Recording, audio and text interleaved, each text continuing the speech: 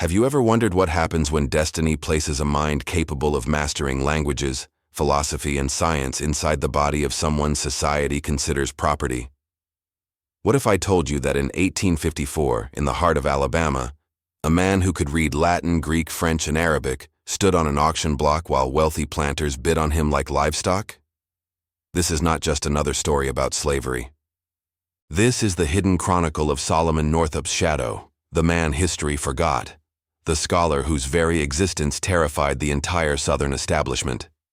His name was whispered in secret meetings from Montgomery to Mobile, and what happened to him after that fateful auction day remains one of the most disturbing unsolved mysteries of American history.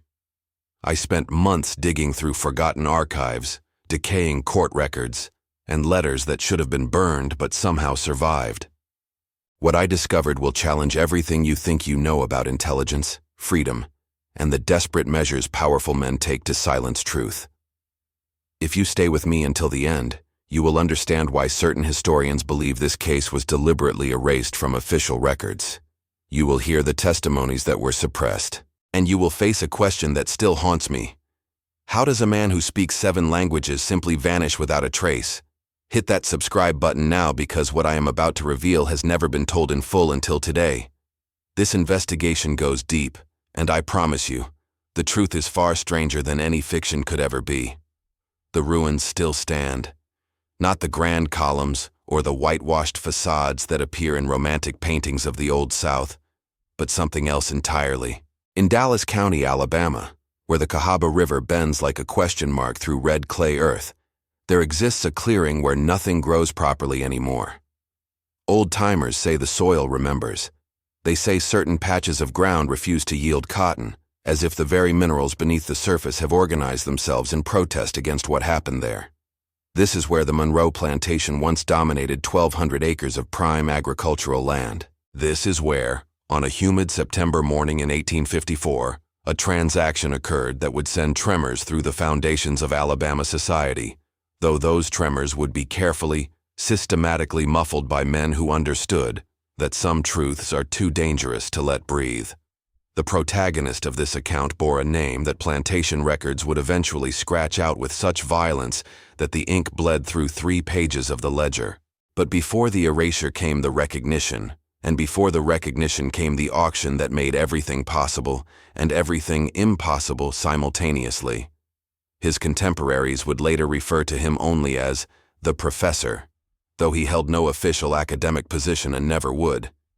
His enemies, and he accumulated many, called him the Abomination, or the Devil's Scholar. The enslaved population of the Black Belt region knew him by another title entirely, one spoken only after midnight, in cabins where no white ear could penetrate: the Promise. What follows is not a simple narrative of oppression and resistance, though both saturate every sentence. This is the archaeology of a mind that refused to be diminished, the cartography of a heart that mapped routes to liberation in a landscape designed to crush such aspirations, and ultimately, the autopsy of a mystery that powerful forces worked diligently to keep buried for over 170 years. The documents that survive are fragmentary, contradictory, and clearly tampered with in places. The oral traditions are more complete, but carry the natural distortions of stories passed through generations of mouths that feared official punishment for remembering. Between these two imperfect sources, something like truth emerges, though it emerges bleeding, wounded, transformed by its long journey through darkness. If you find yourself invested in uncovering cases like this one, stories that powerful institutions preferred to keep hidden forever, take a moment to subscribe to this channel. The investigations we conduct here go places that conventional history refuses to explore, and the next revelation might be even more disturbing than what you are about to hear. The Monroe Plantation operated according to rhythms that had been refined over 3 generations into something approaching industrial precision. Augustus Monroe III had inherited not merely land and human beings, but an entire system of extraction that his grandfather had designed and his father had optimized. The main house sat on a slight elevation that allowed its residents to observe field operations without descending into the lowlands, where mosquitoes bred in standing water during the long Alabama summers. From the second-floor gallery, Augustus could watch his overseers moving among the rows of cotton like shepherds among particularly valuable sheep, though shepherds typically do not carry whips braided from leather strips soaked in brine. 647 enslaved people lived and labored on Monroe property at the time of the 1854 auction. This number fluctuated according to births, deaths, sales, and purchases, but Augustus maintained detailed records that would have impressed any accountant of the era. Each human being under his ownership was assigned a monetary value that adjusted quarterly based on age, health, productivity, and specialized skills. The quarters stretched in parallel rows behind the main house, deliberately positioned so that smoke from cooking fires would drift away from white residential areas, regardless of wind direction. Each cabin measured 14 feet by 16 feet and housed anywhere from 4 to 12 people depending on family configurations that Monroe periodically disrupted for reasons he considered economically sound. Work began before sunrise and continued until the last natural light faded from the Alabama sky. During harvest season, which could extend from late August through early December, torches would be lit so that picking could continue into the night. The sound of those months was the rustle of cotton bolls being separated from stems multiplied by hundreds of hands, a whisper that accumulated into something like a scream extended across weeks. The overseer system at Monroe operated in 3 tiers. William Garrett served as head overseer, a position that granted him near absolute authority over daily operations and access to a small house superior to the cabins, but carefully positioned to indicate his intermediate status. Below Garrett worked 4 section overseers, each responsible for approximately 160 enslaved workers and answerable for their section's productivity. At the bottom of this hierarchy, though bottom fails to capture the complexity, certain enslaved men served as drivers, forced to push their own people to meet quotas under threat of being sold south to the Mississippi or Louisiana sugar plantations, where life expectancy dropped to half what it was even in the cotton fields. The bell that regulated life on Monroe rang at 4:30 each morning during summer months, 5 during winter. Its tone had a particular quality that survivors would later describe as seeming to come from underground, as if the earth itself demanded their labor. Miss Catherine Monroe, Augustus's wife, had selected the bell during a trip to Philadelphia in 1847, choosing it specifically for its penetrating resonance. Punishment schedules operated on a predictable rotation that everyone understood, but nobody discussed openly. Monday was accounting day, when Garrett would review the previous week's productivity and assign demerits that translated into physical consequences. Wednesday served as the primary punishment day, with the whipping post behind the smokehouse seeing its heaviest use. Saturday evenings theoretically belonged to the enslaved population for their own purposes, though Garrett could and did revoke this privilege for infractions real or invented. The instruments of control filled an entire shed near Garrett's house. Whips of various designs hung on pegs arranged by severity of intended application. Iron collars with protruding spikes designed to prevent lying down sat on shelves next to chains of graduated weights. Branding irons bearing the Monroe M stayed heated during auction days and discipline sessions alike. A device for stretching fingers apart, rarely used but prominently displayed, served primarily as a threat against anyone caught learning to read or write. The agricultural calendar dictated everything. Spring meant plowing, planting, and the anxious watching of weather patterns that could mean prosperity or devastation. Summer brought cultivation, the constant battle against weeds and insects that threatened the crop. Fall demanded harvest, the most brutal season, when quotas increased weekly and failures met immediate physical correction. Winter offered relative respite, devoted to processing, equipment maintenance, and preparation for the cycle to begin again. No aspect of this system suggested its own vulnerability. From the gallery of the Monroe House, looking out over fields that stretched to the tree line in every direction, the arrangement appeared permanent, natural, ordained by forces beyond human questioning. This was precisely the impression Augustus Monroe cultivated in himself and demanded from everyone under his authority.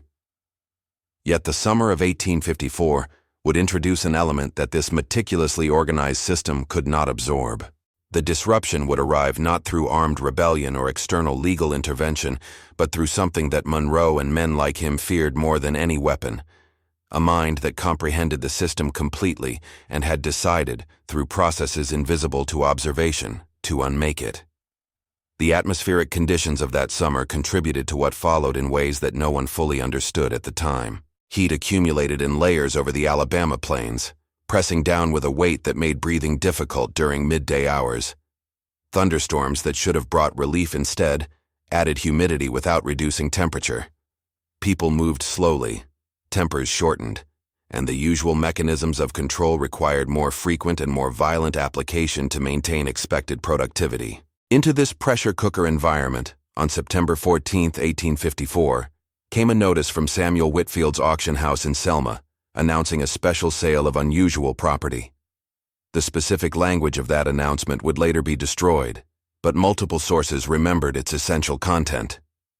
A male slave of approximately 32 years, possessed of extraordinary educational accomplishments, would be offered to qualified buyers. Health was certified as excellent. The reserve price was set at an amount that exceeded the typical cost of a skilled craftsman by a factor of 4.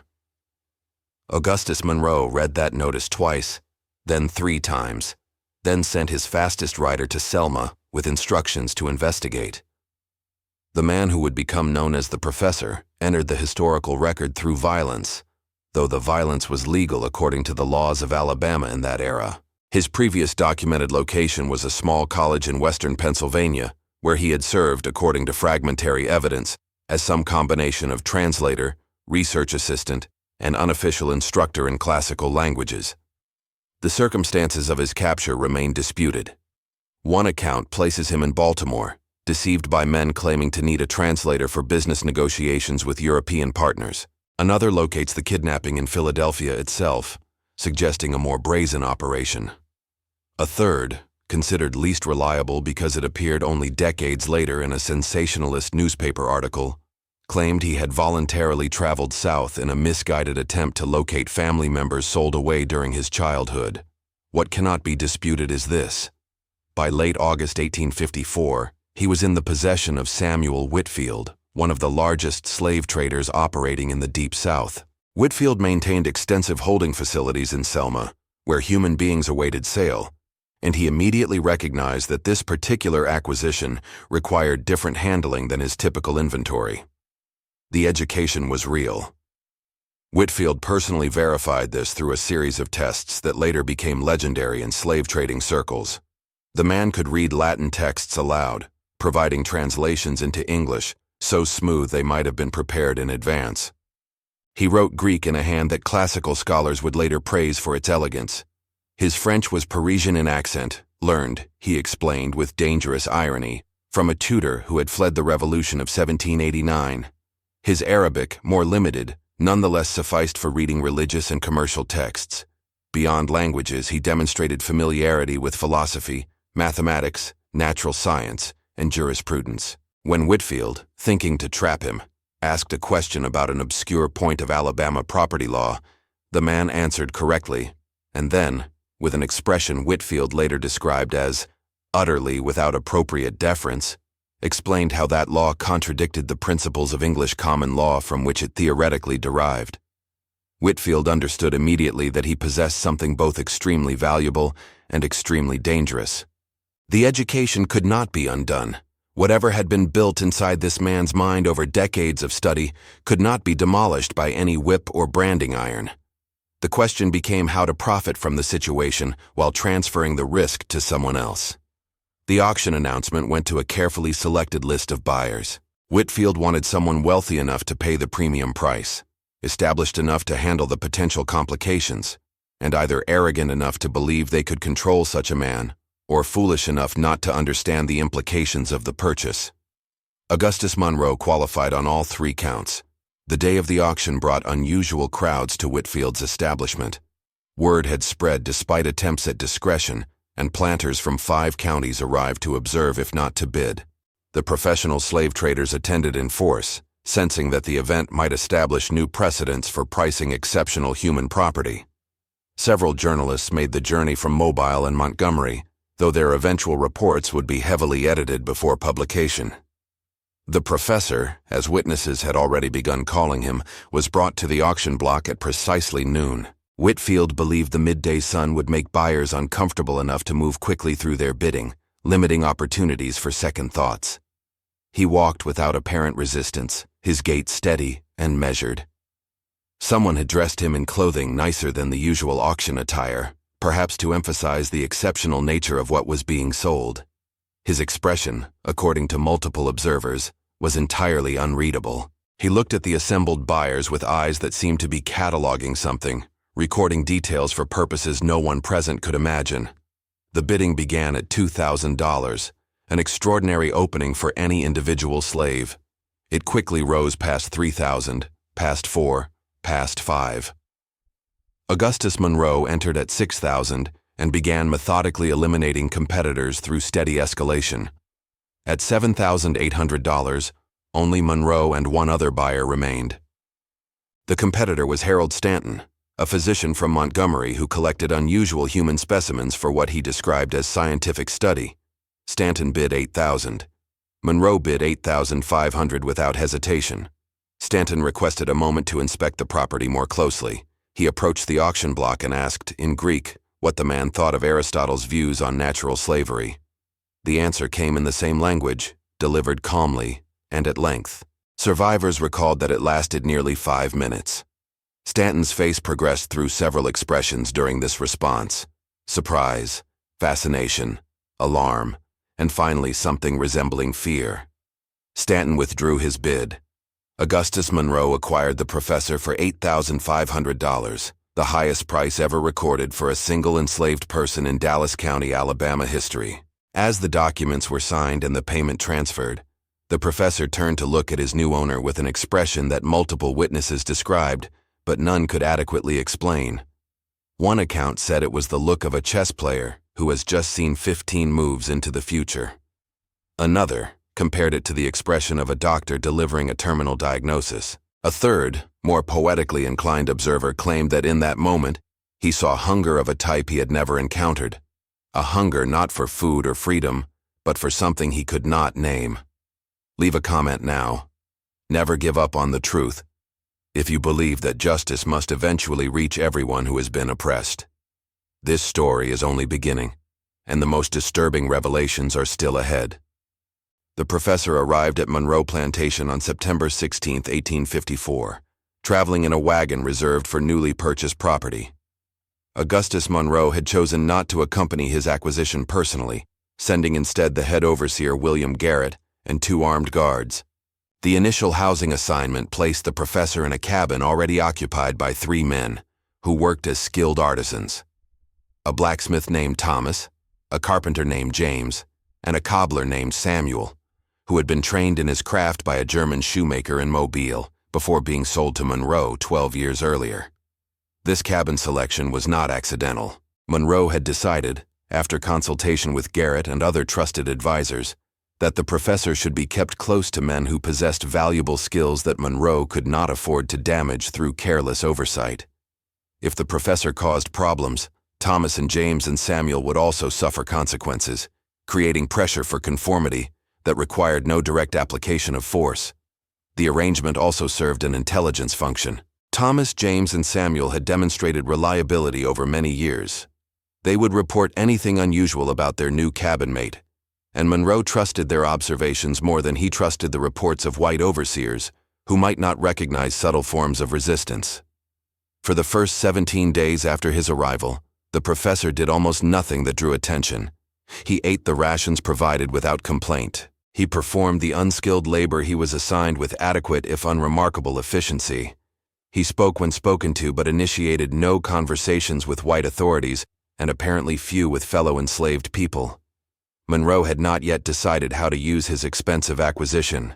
The obvious choice would be to deploy the professor as a teacher for Monroe's children, but Catherine Monroe had expressed violent opposition to this idea, declaring that she would not have her children's minds contaminated by contact with any slave, regardless of education.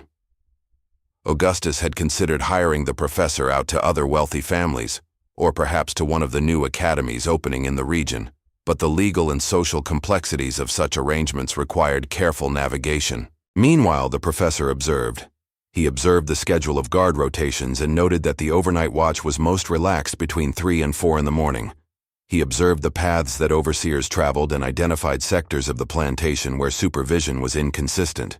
He observed which enslaved people possessed the respect and trust of their peers, and which served, voluntarily or under coercion, as informants for white authority. He observed the river that bordered the plantation's western edge, and noted how its course offered concealment from particular vantage points. He observed the pine forest to the north, and estimated the time required to reach it from various starting points. He observed the behavior of hunting dogs kept for tracking runaways, and studied their handlers' methods.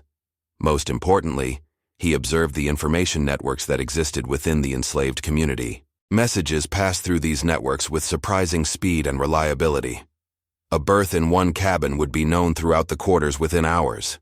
A rumor about upcoming sales would circulate even faster.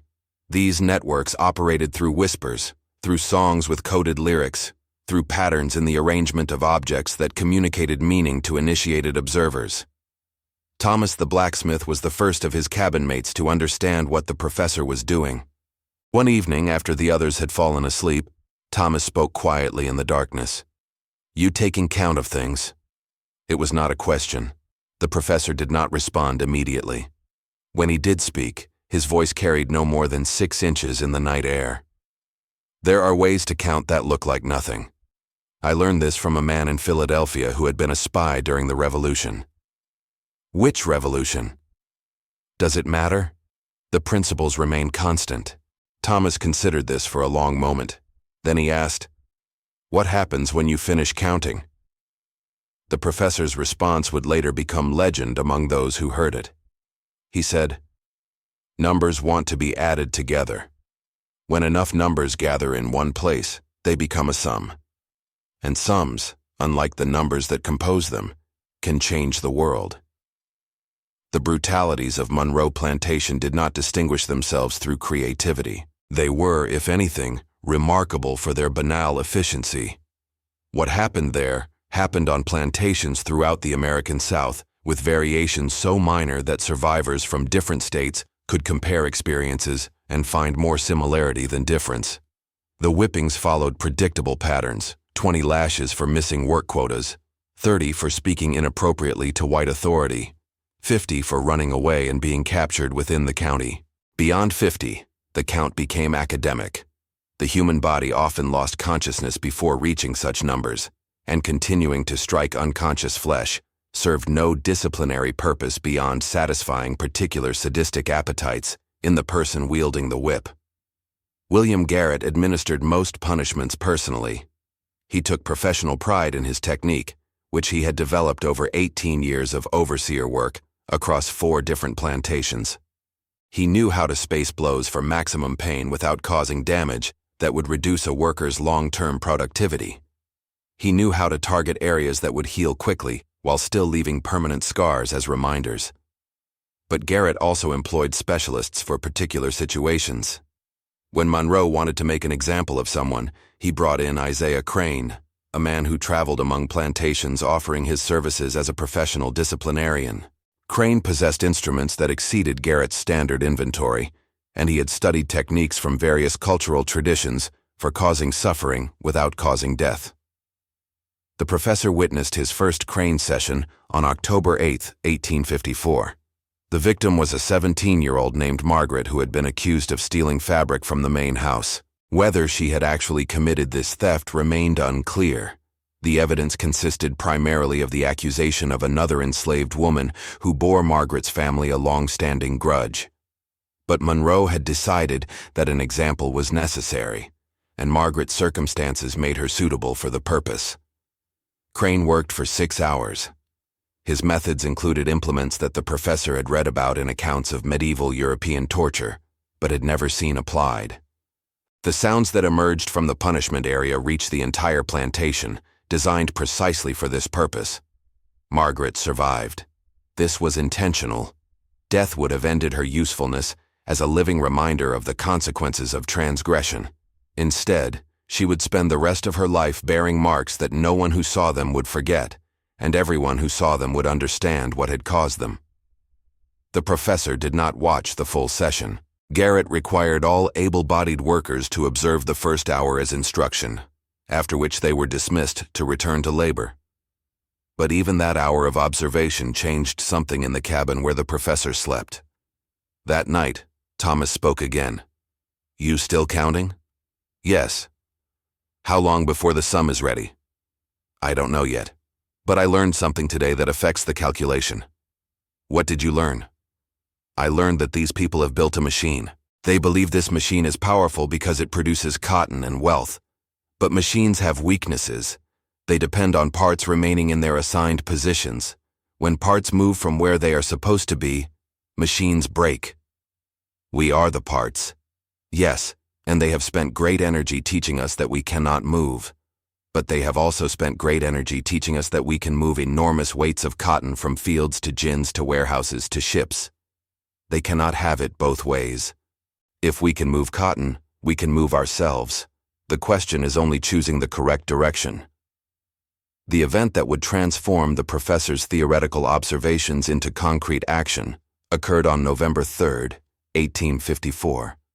Monroe had received visitors from Montgomery, 3 members of the Alabama legislature who were conducting informal inspections of major plantations to assess the economic conditions of the region. One of these men, a senator named Beauregard Childress, had heard rumors about Monroe's unusual purchase and insisted on meeting the professor personally. The meeting took place in Monroe's study, with the professor brought in by Garrett and positioned standing before the seated white men. Childress asked questions for nearly an hour, testing the boundaries of the professor's knowledge. The examination covered classical literature, modern philosophy, scientific principles, and legal theory. The professor answered everything correctly. His tone remained flat, deferential on its surface, but something in his eyes suggested a different attitude entirely. Senator Childress was visibly disturbed by the experience. After the professor had been escorted out, he spoke to Monroe with unusual urgency. "Augustus, you have a serious problem in your quarters. He's quite valuable. I'm considering several options for productive employment." "You misunderstand me. That man is a threat to everything we have built in this state, everything we have built in this country. Do you understand what happens if other slaves learn that one of their number can match or exceed any white man in educational accomplishment?" Monroe attempted to minimize the concern. "He's well controlled. Garrett watches him constantly. Control is not the issue. Existence is the issue. The mere fact that he exists, that he is what he is, contradicts the fundamental justification for our entire social order. We cannot have slaves if slaves can be scholars. The two concepts cannot occupy the same universe." "What would you have me do?" "I paid $8,500 for him." Childress leaned forward. "I would have you eliminate the problem, quickly and permanently, before word spreads further than it already has, before he becomes a symbol that others can point to." Monroe did not respond immediately. His expression suggested calculation rather than moral consideration. That would represent a significant financial loss. "Augustus, think about what you're saying. You are weighing $8,000 against the stability of our entire civilization. There are 4 million enslaved people in this country. If they begin to believe that they can be what that man is, no amount of money will protect any of us from what follows." The conversation continued for another hour. Monroe agreed to nothing specific, but promised to address the situation appropriately. The professor, returned to his cabin, had heard none of this conversation, but he had seen the expression on Senator Childress's face during the examination, and he understood its meaning perfectly. He had seen that expression before, in other places, on other faces. It was the expression of a man who had just discovered that his assumptions about the nature of the world were catastrophically wrong, and who blamed the messenger for the message. That night, the professor spoke to his cabin mates, not in whispers, but in a voice that carried conviction. "Something has changed. I don't know exactly what was said after I left that room, but I know the shape of it. These men have decided that I am too dangerous to let live." "Then we need to get you out," Samuel the cobbler said immediately. "No, running solves nothing. If I run, I become a footnote, a curiosity, a warning about the dangers of educating slaves. If I stay, I become something else." "What do you become if you stay and they kill you?" The professor smiled. It was the first time any of his cabin mates had seen him smile. I become a question they cannot answer. I become a problem they cannot solve by killing me. Because the problem was never me. The problem is what I represent. And what I represent cannot be killed because it is an idea. And ideas do not have bodies that can be whipped or burned or hanged. Thomas leaned forward. You have a plan. I have the beginning of a plan. And I need your help to complete it. The autumn of 1854 brought cooling temperatures to Dallas County, but offered no relief from the pressures building within Monroe Plantation. Augustus Monroe had not yet acted on Senator Childress's recommendation, but he had increased surveillance on the professor to levels that made movement virtually impossible. The professor responded by moving less and observing more. He had begun to understand that physical resistance was not the most effective path forward. Monroe expected physical resistance. The entire system was designed to crush physical resistance with overwhelming force. Any slave who raised a hand against white authority would be destroyed so thoroughly and so publicly that others would learn the lesson without needing to experience it personally. But there were other forms of resistance that the system was not designed to defeat. The professor began to teach. Not openly, not in ways that overseers could detect, but through conversations that seemed innocent and contained depths that only participants understood. He taught Thomas the blacksmith about metallurgy, explaining the properties of different iron alloys and how understanding these properties could make his work more efficient. Within this technical instruction, he embedded other knowledge. The geography of free states, the legal complexities of fugitive slave laws, the names of abolitionists who operated networks to assist escaped slaves. He taught James the carpenter about geometry, showing how mathematical principles could improve his construction work. Within these lessons, he included information about navigation, about how to find direction using stars, about the routes that led from Alabama to the Ohio River. He taught Samuel the cobbler about the history of craftsmanship, connecting shoemaking traditions across cultures and centuries. Within these historical discussions, he described the Haitian Revolution, the successful slave revolt that had established an independent black republic in the Caribbean. He spoke of Toussaint Louverture, not as a distant historical figure, but as a model of what was possible when enslaved people organized and acted with discipline. These teaching sessions occurred in fragments, never lasting long enough to attract attention. A sentence here while carrying water, a paragraph there while working side by side in the quarters. A longer discussion on Sunday afternoons when supervision relaxed slightly. The information spread through networks that the professor had identified during his initial observations. Thomas told others in the blacksmith shop. James shared knowledge with men who worked on construction projects. Samuel passed information to women who gathered for evening tasks. The knowledge moved like water through soil, invisible from the surface but fundamentally changing what lay beneath. By late November, something had shifted in the atmosphere of Monroe Plantation's enslaved community. It was nothing that overseers could point to, nothing that violated any specific rule.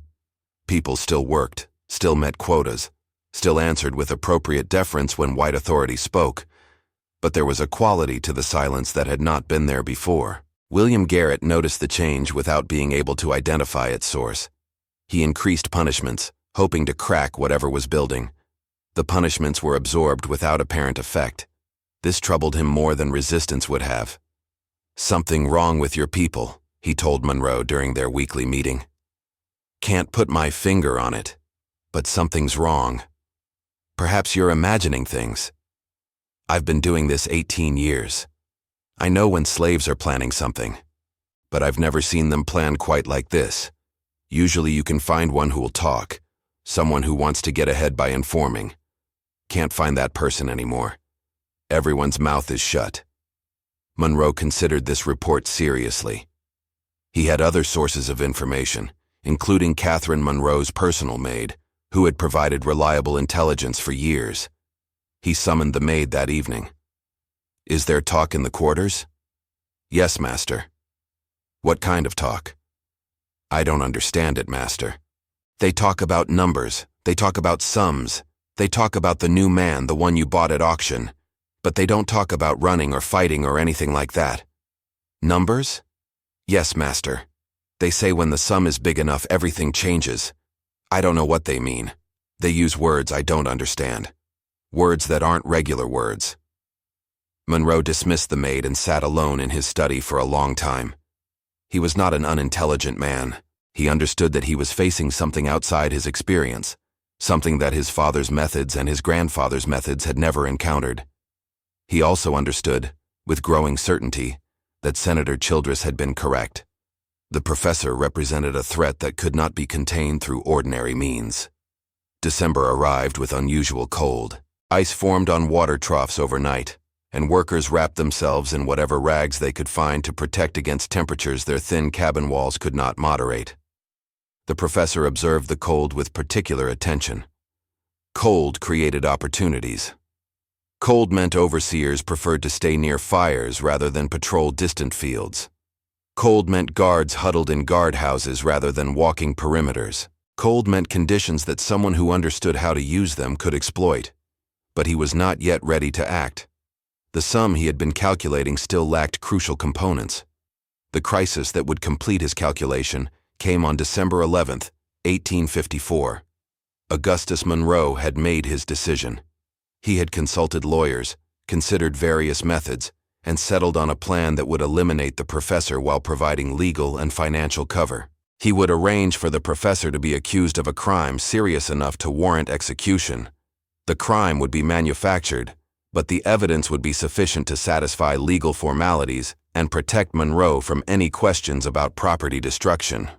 The specific accusation would be attempted rape of a white woman, specifically the wife of an overseer, who had agreed to participate in the scheme in exchange for a significant bonus. The woman would present bruises and torn clothing. Multiple white witnesses would testify to having observed the professor in proximity to the woman at the relevant time. A trial would be held. The verdict was predetermined. The scheme was not original. Similar methods had been used throughout the South to dispose of inconvenient enslaved people while maintaining the appearance of legal process. Monroe's error was underestimating the information networks within his own property. The overseer's wife had discussed the plan with her household servant. The household servant had connections in the quarters. Within hours of the scheme's finalization, the professor knew exactly what was planned. He had 3 days before the accusation would be made. 3 days to complete his sum. 3 days to set in motion whatever response he had been preparing. The meetings that followed occurred in locations that shifted each night. The cabin behind the smokehouse, the tool shed near the cotton gin, the space beneath the floor of the church where enslaved people were permitted to worship under supervision. The professor spoke to groups of 3 or 4 at a time, keeping gatherings small enough to avoid detection. His message was not what many expected. They are going to kill me in 3 days. This cannot be prevented. But my death can mean something, or my death can mean nothing. The choice belongs to you. We could fight, someone always said. We outnumber them. Yes. And then they would bring soldiers, and the soldiers would kill hundreds of you, and nothing would change except that I would be dead, and so would many of you. That is not a sum that produces any useful result. Then what? Something different. Something they cannot fight because it is not a fight. Something they cannot stop because it is not one thing, but many things happening in many places at the same time. The professor explained his vision in fragments that would later be assembled into legend. Not rebellion in the traditional sense. Not violence that would bring military retaliation. Something more subtle and more devastating. A coordinated withdrawal of competence. They believe this plantation runs on their management, he said. They are wrong. It runs on your knowledge. Thomas knows which tools need repair before they break. James knows which buildings have weaknesses that will cause collapse if not addressed. Samuel knows whose shoes are failing and who will be unable to work tomorrow. The cooks know which foods are safe and which will cause sickness. The nurses know which treatments heal and which only appear to heal. He paused, letting the implication settle. If all of this knowledge simply stops being applied, if tools break unexpectedly, if buildings develop problems, if food becomes unreliable, if sickness spreads in ways that cannot be traced to any individual act of sabotage, what can they do? Whip everyone. They need us working. Kill us? They need us alive. The system requires our cooperation to function, and we have been cooperating so automatically that we forgot we had a choice. The plan spread through the networks with the speed that only desperate hope can achieve. By December 13th, every enslaved person on Monroe Plantation understood what was being asked and had made their private decision about participation. The morning of December 14, 1854, arrived with frost coating the cotton fields like a burial shroud. Augustus Monroe had scheduled the accusation for noon, allowing time for the overseer's wife to prepare her appearance and for witnesses to be positioned. He never got the chance. At dawn, William Garrett discovered that every tool in the blacksmith shop had been subtly damaged overnight. Not broken in obvious ways that would indicate sabotage, but weakened at stress points that would cause failure during use. Thomas the blacksmith, when questioned, expressed confusion and offered to repair everything, a process that would take several days. At the same hour, James the carpenter reported that the floor of the cotton gin had developed structural problems requiring immediate attention. Work could not safely proceed until repairs were completed. The cook who prepared breakfast for the main house served food that was technically edible, but somehow disagreeable in ways that could not be specified. Catherine Monroe spent the morning ill. Similar small catastrophes cascaded throughout the plantation. Nothing that could be attributed to any individual, nothing that violated any specific rule. Just a sudden coordinated failure of the thousands of small competencies that made the system function. Monroe recognized what was happening by mid-morning. He summoned Garrett. It's him, the professor. He's organized this somehow. Can't prove it. Everyone's doing their jobs, just doing them badly. Can't whip a man for being clumsy. Then we proceed with the original plan. Arrest him now. Don't wait for noon. Garrett took 6 armed men to the cabin where the professor had been confined under increased surveillance. They found him sitting calmly on his sleeping pallet, as if waiting. You know why we're here, Garrett said. I know what you plan to accuse me of. I know it's false. And I know that none of that matters because you've already decided the outcome. Then come quietly. The professor stood. His expression remained serene. I will come quietly. But I want you to understand something first. What is happening on this plantation today will continue after I'm dead. You cannot stop it by killing me because I am not the cause. I am only the one who helped people see what they already knew. You cannot kill an idea by killing the person who speaks it. You can only spread it further. The trial lasted 4 hours. The verdict was guilty. The sentence was death by hanging, to be carried out immediately. They built the gallows in the space between the main house and the quarters, positioning it so that every enslaved person would have a clear view. Monroe intended the execution to end whatever the professor had started. At 3 o'clock in the afternoon of December 14, 1854, the professor was led to the gallows. He walked without resistance, his steps measured and calm. The entire enslaved population had been assembled to watch, surrounded by armed overseers and guards brought in from neighboring plantations. Before the hood was placed over his head, the professor spoke. His voice carried across the assembled crowd with a clarity that witnesses would remember decades later. They are killing me because I could read. They are killing me because I could think. They are killing me because I proved that what they believe about us is a lie. Remember that. Remember what they feared. Remember that they feared a man with books more than they feared a man with weapons. And ask yourselves what that tells you about where the real power lies. The hood was placed. The rope was adjusted. The trapdoor opened. The problems on Monroe Plantation did not end with the professor's death. They intensified. Over the following weeks, the coordinated withdrawal of competence spread beyond what anyone had planned. Tools continued to fail. Crops that should have been preserved rotted in storage. Animals sickened from causes that could not be determined. The cotton harvest of 1854, which Monroe had expected to be his most profitable, fell short by 40%. Worse, the pattern spread to neighboring plantations. The networks that the professor had identified and activated extended beyond Monroe's property lines. Within 2 months, similar mysterious failures were reported throughout Dallas County. By spring of 1855, the phenomenon had been documented in 6 Alabama counties. Official reports from the period described the situation with obvious anxiety.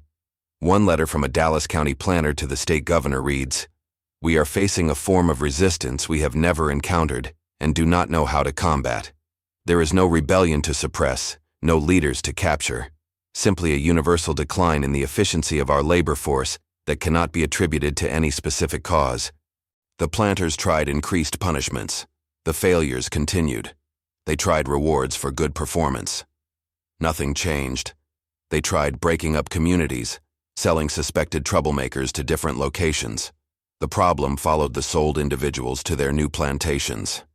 Augustus Monroe sold Monroe Plantation in March of 1856, 2 years after the professor's execution. He had never recovered the losses from that catastrophic 1854 harvest, and the continuing problems had depleted his remaining resources. He moved to Mobile and entered the shipping business, never speaking publicly about what had happened. The new owners of the property, a partnership of investors from New York, found the labor force strangely uncooperative. They sold the entire population to a trader within 6 months, scattering people across the Deep South. But the scattering only spread the knowledge further. By 1858, variations of what some called the professor's method had been documented in every state of the Deep South. No violence, no obvious resistance, simply a coordinated reduction in the countless acts of competence and care that made the plantation system function. Historians would later debate how much this contributed to the deteriorating efficiency of Southern agriculture in the late 1850s. The evidence is fragmentary because enslaved people had excellent reasons to leave no records of their activities. But oral traditions preserved among black communities throughout the South remembered the story of a man who spoke 7 languages and taught his people that their knowledge was power, and that power could be wielded without raising a hand. The mystery deepens beyond the execution. What happened to the professor's body remains unknown. Plantation records indicate burial in an unmarked grave, standard practice for executed slaves. But testimony collected from survivors after the Civil War tells a different story. According to these accounts, a group of enslaved people recovered the body during the night following the execution and buried it in a location known only to themselves, conducting funeral rites that mixed Christian and African traditions. More mysteriously, several sources claim the professor had written documents during his time at Monroe Plantation. These documents supposedly contained detailed instructions for resistance methods, along with essays on philosophy, education, and human dignity. If such documents existed, they have never been found. Some researchers believe they were destroyed. Others believe they were hidden and may still await discovery. The identity question remains unresolved. Extensive searches through Pennsylvania records have failed to conclusively identify a black scholar matching the professor's description who disappeared in 1854. Either the records were destroyed, the name was changed, or the Pennsylvania connection itself was misleading. Senator Beauregard Childress, whose recommendation led to the professor's execution, was killed in 1862 during the Battle of Shiloh. His personal papers, which might have contained details about the case, were lost when his Montgomery home burned during the war. William Garrett survived the war and lived until 1889. In his final years, he reportedly suffered from nightmares in which the professor appeared to him, speaking in languages Garrett could not understand. According to family members, Garrett's last words were, "He's still counting. He's still counting." Today, the land where Monroe Plantation stood belongs to a timber company that uses it for pine cultivation. No structures remain from the antebellum period. The only visible trace is a slight depression in the earth where the main house foundation once rested. But local tradition maintains that there is another marker, one not recorded on any map. Deep in the pine forest that now covers what were once cotton fields, there supposedly exists a small clearing where a stone was placed long ago. The stone bears no inscription, but elderly black residents of the area claim to know its location and its meaning. They say that on certain nights, particularly in mid-December, sounds can be heard from that clearing. Not ghostly sounds, but something more like whispers carried on the wind. Whispers in languages that no one present can identify. Whispers that might be Latin, might be Greek, might be Arabic, might be nothing but the wind through pine needles. They say the professor is still teaching, still counting, still adding numbers to his sum. And they say that someday, when the sum is finally large enough, everything will change. If you watched until here, it's because you care about these stories that marked our country forever. Leave a comment saying, I watched until here, so I can know who you are and who really cares about the search for historical truth. Like this video if the story of the professor touched your heart. Share so that his memory will never be forgotten. And subscribe to this channel because the next investigation might reveal even more disturbing secrets from the past that powerful forces tried to bury forever.